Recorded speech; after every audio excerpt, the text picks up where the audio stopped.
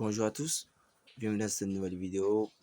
Une courte vidéo juste vous montrer comment créer, comment générer un Fluid.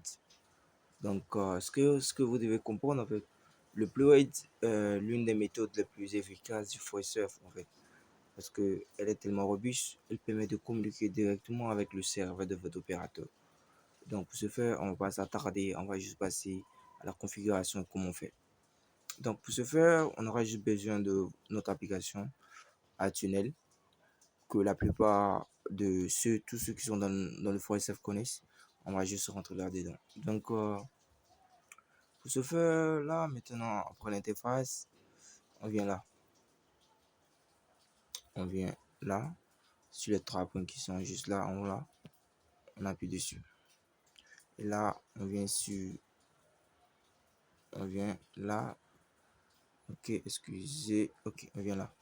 Fluid générateur. Non, générer un fluid. Donc, on vient ici c'est le corps du travail en fait. C'est ici toutes les instructions en fait qui vont se passer. Parce qu'en fait, ce que vous devez comprendre, c'est que le ForeSurf, comment dire, ici c'est ici en fait tout va se passer parce que si vous émettez des instructions, vous demandez en fait une communication entre le serveur de votre opérateur parce que tout est une question de communication. Donc, vous juste demandez juste au serveur de votre opérateur de mettre votre os en avant. C'est-à-dire, d'essayer. Parce que ce que vous devez comprendre aussi, que les serveurs de vos différents opérateurs, MTN, Move, tous les opérateurs que vous connaissez, permettent en fait l'infiltration de certaines informations. Par exemple, lorsqu'on prend par exemple le mot basique en fait de Facebook qui permet de se connecter gratuitement, peu importe où vous êtes. Donc, Facebook, on peut dire Facebook, c'est un os en fait, c'est une entreprise et tout qui permet la communication de plusieurs os.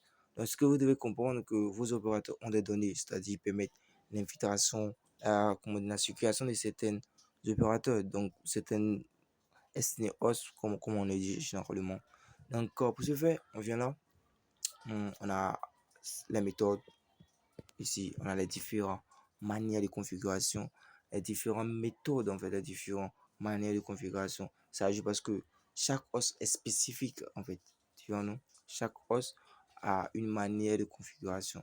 Faut juste chercher, en fait. Là, on vient là, on essaie de trouver, de, de challenger, c'est-à-dire de essayer avec plusieurs méthodes, avec d'autres os. Et là, ici, on a le HTTP version, c'est-à-dire ce sont les mini-ports, en fait. Ce sont les mini-pods, c'est-à-dire euh, comment dire, on a les ports principaux, les ports principaux, c'est-à-dire les ports, la plupart du le 443, le 8080, le 80. Ça, ce sont les ports principaux. Mais on a la mini-port en fait dans le mode, comment dire, dans le Fluid, parce que ici, par exemple, on a la HTTP parce que cette os fonctionne avec des mini-ports. Par exemple, on a le HTTP 1.0, le HTTP 1.1, le HTTP 2. Donc, à toi de voir, je vous prenez votre os et là, vous essayez de combiner en fait, de voir si ça marche. Et là, ici, là, ici, cette case doit être tout le temps cochée parce qu'en fait, c'est elle qui permet de communiquer directement au serveur de votre opérateur. Parce que ici, cette coche permet de dire à le serveur de votre opérateur de mettre votre os en avant. C'est-à-dire, mettre toutes les instructions, tout, parce que tout est une question de machine de communication entre les serveurs. Donc, il va essayer en fait de mettre votre os en avant. Si ça se connecte, tant mieux, ce que ça passe. Ici, on va essayer en fait de, comment dire, de générer en fait un pleuret, comme exemple. Ici, là, je viens ici, par exemple, moi, je vais essayer de choisir, par exemple, le EAD. Le EAD, par exemple, puis bon, je choisis le port HTTP2. Là, ici, je mets mon os, par exemple, qui est la plupart ampli.com, ampli apt, ok. Là, j'ai fini, je coche ici, bon, ici le port, ici le Kenlive coché, le online host, tout en doit être coché. Donc, je pense bien, c'est bon, c'est un moment. Il y a plusieurs manières, il y a le forward host, le close, c'est-à-dire il y a plusieurs, tu peux essayer de combinaisons, mais cette online host, elle est très importante, ça à vous de voir comment vous pouvez vous arranger pour que ça marche. Donc, après, on appuie générateur. Là, notre host, notre fluid est généré. on a appliqué, on essaie. Voici maintenant les ports principaux maintenant ici, là. Vous voyez en fait qu'il y a plusieurs ports parce que c'est tellement complexe en fait le voice-off, tellement de choses à dire en fait. Donc, il faut juste être ingénieux, essayer de réfléchir, essayer de voir les combinaisons. Si ça passe, tant mieux. Si ça marche pas aussi, tant mieux. Bah, en fait, tu vois, c'était juste vous montrer en fait comment générer un plat parce qu'il y a plusieurs personnes qui m'ont demandé comment tu fais, comment tu. Ok, c'était juste ça.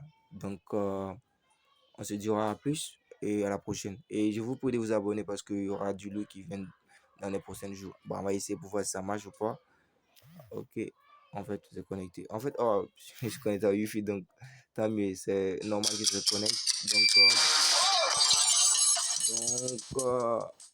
Donc, euh, on sera à la prochaine. Et là, bah, on verra ce qu'on pourra faire en fait dans les jours à venir. Donc, je vous prie de vous abonner et à bientôt.